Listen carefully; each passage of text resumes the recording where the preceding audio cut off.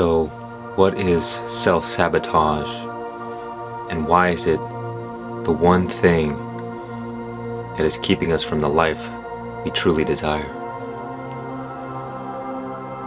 Self-sabotage is perhaps one of the most frustrating things we encounter on our self-improvement journey, or even our spiritual journey.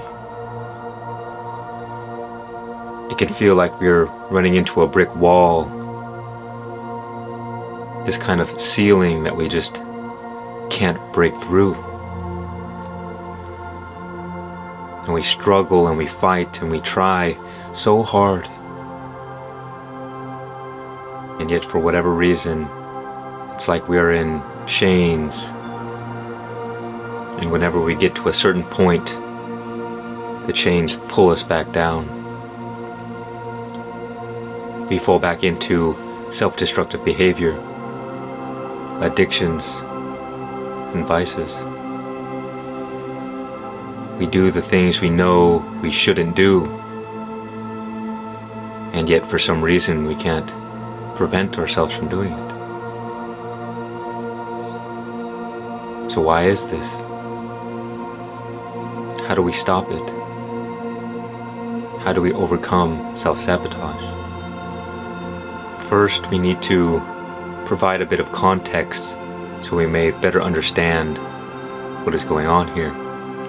And so the mind communicates with the body through feelings and emotions, sensations.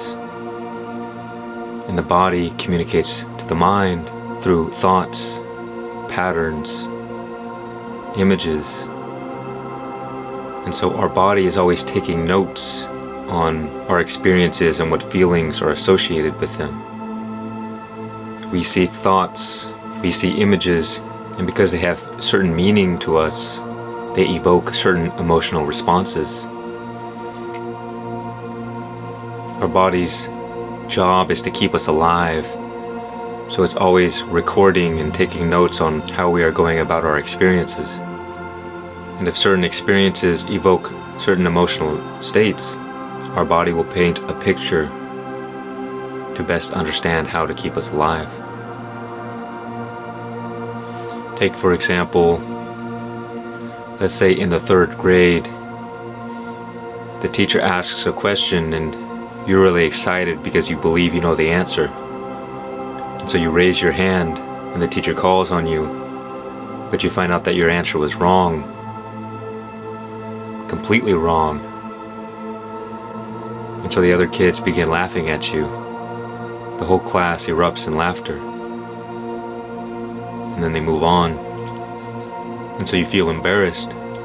So we have an image or the pattern of our experience, which is, I tried to speak what I believe to be the truth, and I was wrong. And then you have the feeling of embarrassment. What this communication between mind and body does is that it stores information. It stores information in certain areas of our body. And so what a person in this situation might find is that when they go and try and speak their truth again, they might be a bit more reserved, because the body realizes that speaking your truth may result in danger. It may threaten our life. And the body is right. But this creates a lot of problems for our conscious mind.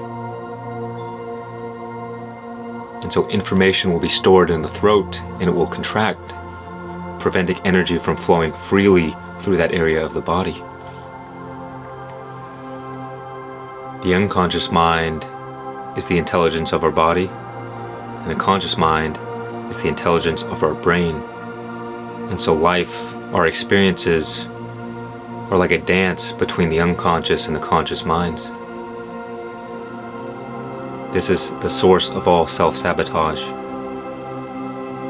because all of the information that our body gathers over our lifetime, which it uses to keep us alive, this paints an unconscious identity. And so when our unconscious identity is different than our conscious identity, or what we want, there will be a cognitive dissonance. We will try and go down a certain path, try and create a new identity, but the body says nope, pull you back to safety. Because when you venture into the unknown, there is potential danger, there is death. And so your body will not allow you to do anything stupid that will threaten your life. But you see, the body is blind. It's a primitive form of intelligence. And I don't mean that it's a lesser intelligence. It's even more powerful than the conscious mind. It's just not as aware. It's doing its job, but because we no longer live but it's also living hundreds of thousands of years in the past, it hasn't caught up to 21st century life and experiences. So what we may experience as something trivial, the body may find it a danger. And so the key to overcoming self-sabotage is bridging the gap between our unconscious identity and our conscious identity. When these two things are aligned, then there will be nothing to prevent you from creating a new identity of who you want to become. But so long as your body believes that you could be in danger, it's simply not going to let you develop new habits, new patterns of behavior, because it could mean death. So, to begin bridging the gap between these two identities, we have to remember and focus on how the body and brain, or how the body and mind communicate. And so, like I said, our body understands feelings and emotions, and our brain and our mind understands thoughts, patterns, and images. And so there's two fundamental ways to bridge the gap, or to transcend self-sabotage. There is the internal way, and then there is the external way. The internal way is the easy path. This is done by visualization. So what you may do is that take the time to write out the ideal version of yourself, who you want to be, all the characteristics that you'd like to have, the 10.0 version of yourself. And don't bother with any kind of limiting beliefs, or, oh, I could never do this, or I could never do that. Again, that could just be a limiting identity which you are trying to change. And before I continue, I would really suggest taking the time to do this, because there is nothing more important than self-reflection and improving oneself, because you will always be the bottleneck to your experience. Your experience of life will always reflect who you are. And so if you're not experiencing the life that you want, then you must change yourself. This is the key to living the life of your dreams. Don't miss the opportunity to change. And so continue journaling, continue writing out this 10.0 version of yourself. Reflect on it every day. Reflect on it in the morning when you wake up.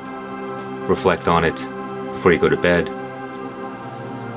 Because these are the two states in which you are closest to the unconscious mind. A quick note is that the unconscious mind exists in the delta brainwave states. As the brainwave states increase, we become more awake and aware. And so when you're in a kind of meditative state, low alpha or high theta, which means as you wake up or as you're falling asleep, this is the smoothest path to communication between the unconscious and the conscious mind. So continue reflecting on this identity, keep rewriting it, improving on it. New ideas will catch your interest and say, oh, I would like to be this way, or I'd like to do this. Continue focusing your attention on this ideal version of yourself, because what you give your attention to, that is what you give your energy to. And what you give your energy to, you give life, and you create it. And so once you have a clear enough understanding of who you want to be, the best thing to do after you've kind of gotten into the habit of thinking about it on a consistent basis, the more clear it is in your mind, the better. Then it is time to begin working yourself up into an emotional state, because remember, the body communicates with emotions. One way we may do this is that we can kind of lose yourself in the fantasy of it. Just spend some time to enjoy what it would be like, because your body cannot tell the difference between what is real on the outside and what is real on the inside. So in these kind of dreamy states we can find ourselves in, if we begin visualizing on this person that we want to be, our body will begin believing that it is that person, and you will have emotional responses that begin reflecting the images in your mind. In the same way as that if you visualize yourself smiling, there's almost a natural physical reaction to that. If you ever notice yourself kind of lost in a daydream, you may find that your body kind of just naturally reacts. It believes that you are in that situation. And so if we compare this new 10.0 version of ourselves with strong emotional states, then we can get our body to believe that it is true, and it will begin rewriting our unconscious identity. If you have a hard time speaking to people, you can visualize yourself in a conversation, and instead of it going poorly as it might usually do, see if you can visualize it going well. How would that feel? And you can play with this as long as you need to. It may not be so easy in the beginning, but if you even practice this for 30 days, imagine how quickly you could change your life. Because you are freeing yourself from this unconscious identity that is keeping you a slave, that it's holding you back. So there are a few things more important than this. The second way, or the external way that we can change our identity, is by putting ourselves in situations that force us to grow, to help the body realize that there is no danger. We give the body proof that it's okay to engage in these actions, that we aren't going to die. And as we put ourselves in new situations, naturally we will have emotions and feelings. Our body will begin rewriting our unconscious identity in this way. And so one way I like to do this is through using sleep hypnosis or guided meditations while you sleep affirmations. What this will do is that it will send these kinds of seeds of information into the unconscious. And then in our waking life, our mind will begin to shift in its orientation to what it focuses on. And you'll find that new opportunities arise for you. And with these new opportunities, you can change. But the sleep affirmations won't work if you refuse to take action on them. And so instead of forcing ourselves to be put in uncomfortable situations, we can plant seeds in the unconscious, and then the unconscious will do all the heavy lifting. It will provide the situations for us to act upon. And as you go through your life, as you are put in new situations, naturally your identity will begin to change. You will become free from self-sabotage because there is nothing holding you back. Another way we can go about this is through realizing why we are self-sabotaging in the first place. Because as I said previously, it's typically through these situations or experiences that can be somewhat traumatizing. Things that cause us to contract in our energy. And so what I would suggest is to begin paying close attention to your thoughts. Do you have thoughts that repeat in the same pattern over and over again? Do you have the same fears? How do you speak to yourself? And how do you speak to others about yourself or about others? Begin paying attention to your thoughts and your words, because again, the body communicates to the mind through thoughts and patterns and images. So if you're having the same repeated images in your mind, that is a reflection that there is some kind of trauma stored in the body. And so what we can do is that we can first figure out where the trauma is stored and then practice releasing it. So for instance, in the earlier example, if I have a contraction in my throat because I have trouble speaking the truth, then one way we can release the trauma is through vibration. What I've done is that I've created these chakra meditations aligned with the solfeggio frequencies, and it's one long note.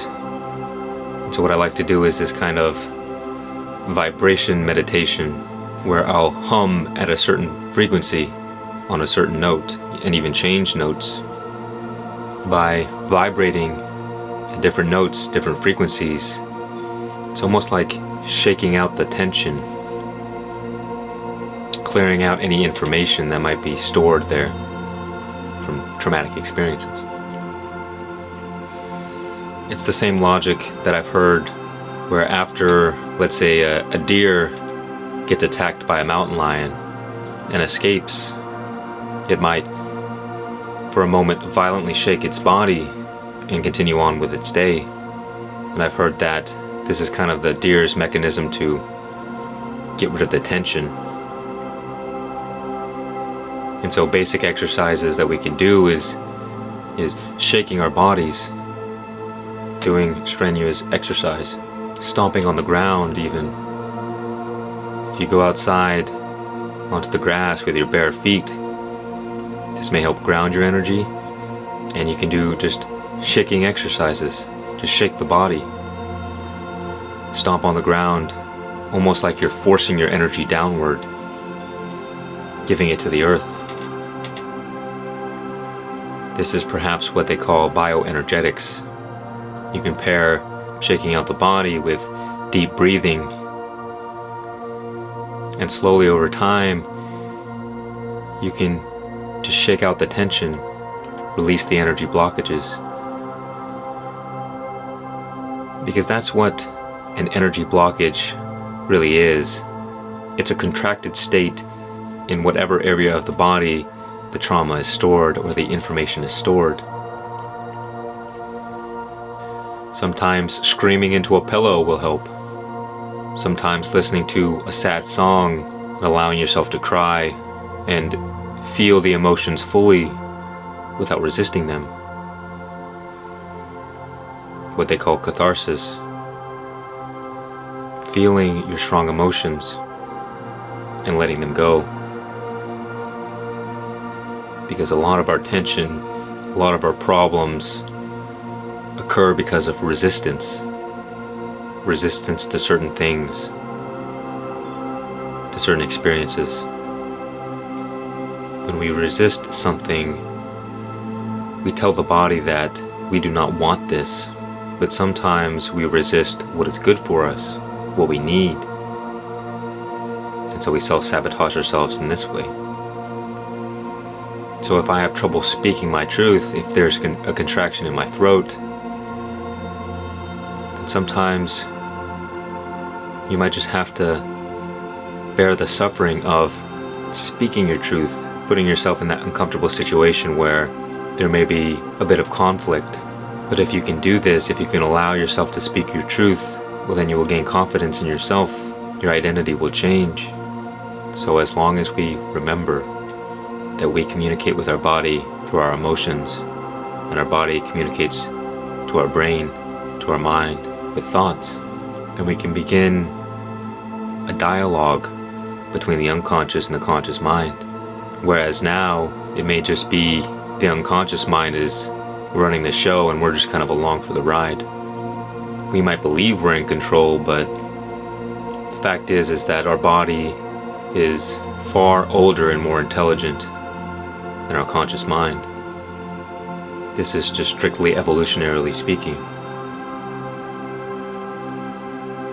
So we won't escape, and we're forced to develop a relationship with the unconscious mind, with our body. An analogy that's been used is that it's like an elephant and a rider. For most people, the elephant is just going wherever it wants to go.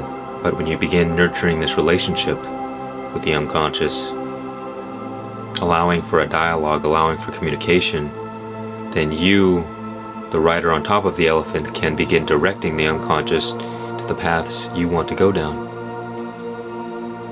There won't be this cognitive dissonance. So pay attention to your thoughts. Listen to your emotions. Your emotions and feelings are a guidance system that tell you how aligned you are with truth. The better you feel, the more peace you have, the more love and happiness you experience, the more you are in equilibrium. Your body and mind are balanced. And the more suffering, the more pain you are experiencing, the more negative emotions, the more you are out of alignment. And without a doubt, your body will communicate with you that there is a problem. And this might emerge as fear or guilt or shame or a never-ending stream of negative thoughts. So instead of getting caught in the storm of emotions, in fear, in reaction to the negativity, begin deciphering the message. Begin the self-reflection process and asking yourself why. Why am I not happy here and now? Why am I having negative thoughts? What are these negative thoughts trying to tell me? What are my reactions to these certain experiences revealing about my identity? Write down all the things that you have strong emotions about, things you hate, things that anger you or trigger you.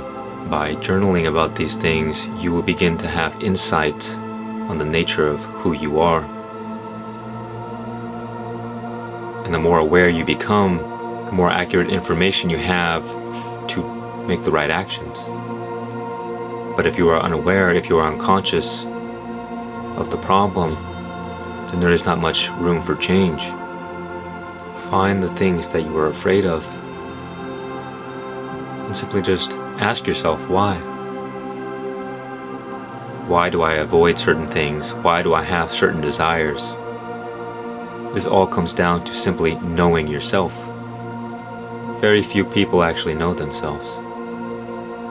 They just assume they do, so they can feel a sense of control over their life. But very few people take the effort to discover themselves, to take the much needed time for deep self-reflection. This should be a lifestyle. It's not something that you necessarily just do once and you figured it all out. Because we're all constantly developing and changing. But if you really ask yourself, but if you are honest, what do you find more interesting than your own self? So make this an enjoyable process, a process of self-discovery. And in this self-discovery, you will find the freedom to grow into who you want to be. And as you become a greater version of yourself, your environment, your life circumstances, and your experiences will begin reflecting this new identity, this inner state of being. And before you know it, you could be living the life of your dreams that you never thought was possible. But it's only because your unconscious identity is pushing onto you limiting beliefs to keep you safe, to keep you from danger, to keep you alive. So all you have to do is ask yourself, am I living the life that I want to live here and now? Am I happy? Am I satisfied? And if not, then another question arises, and that is, do I want to be the character in this story? Do I want to play the character in this tragedy? And so perhaps it's time to write a new story, to become a new character, one that you can enjoy playing, one that will justify the suffering of life. one that will allow you to wake up every day and be grateful.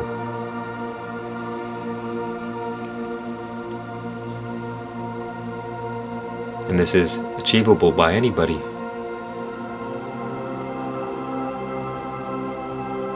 But you have to make the change.